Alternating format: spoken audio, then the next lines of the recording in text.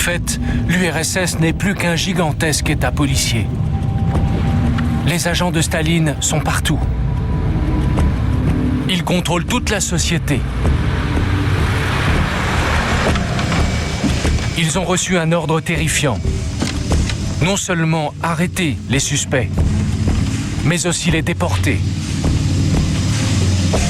Partout, des milliers d'hommes, de femmes et d'enfants sont regroupés et embarqués vers des destinations inconnues.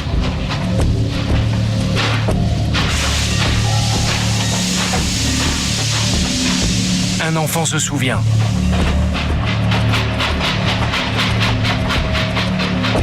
Combien de jours a duré le voyage ? Je n'ai aucune idée. Dans le wagon, 7 personnes sont mortes de faim.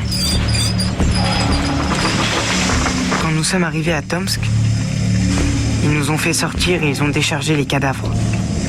Des enfants, des jeunes et les vieux. Ils sont dirigés vers le goulag, les camps de travail soviétiques.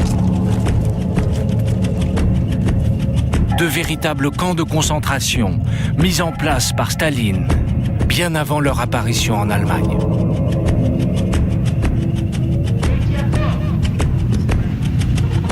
Ce sont tous des ennemis de la Révolution. Du moins, officiellement. En réalité, de simples citoyens. Des notables. Des religieux qui n'ont rien à se reprocher, mais n'entrent pas dans le moule du régime. Ils sont mélangés aux prisonniers de droit commun. Dans le parti, on appelle ça la rééducation par le travail. Et on en est fier.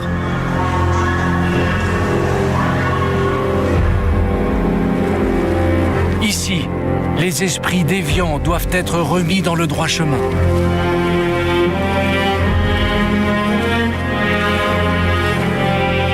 En fait, ces prisonniers sont transformés en esclaves.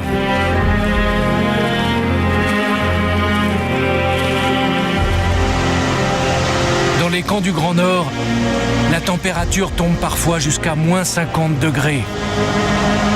Un prisonnier écrit: il est dangereux de cesser de bouger. Je n'arrête pas de me pétrir les orteils et de serrer les poings. Le fait de toucher un outil métallique à main nue peut vous arracher la peau.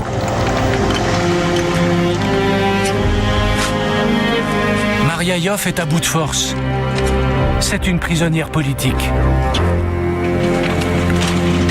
Notre équipe est composée d'intellectuels.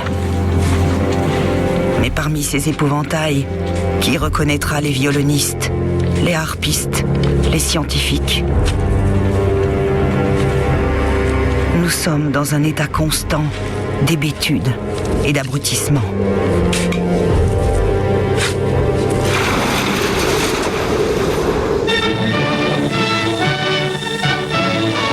Le 2 août 1933, un événement illustre la cruauté et l'absurdité du système.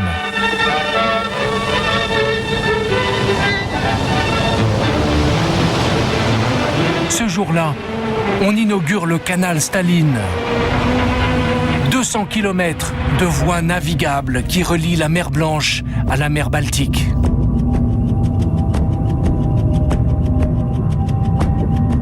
Avec de simples pioches, 300 000 prisonniers ont creusé ce canal.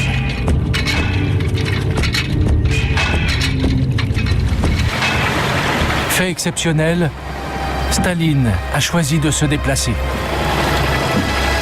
Il veut faire du canal qui porte son nom le symbole de sa réussite. En théorie, c'est un exploit technique. Le délai de construction du canal de Panama a été pulvérisé. En fait, c'est une nouvelle tragédie. 30 000 prisonniers, soit 1 sur 10, sont morts pendant le chantier. Et ils sont morts pour rien.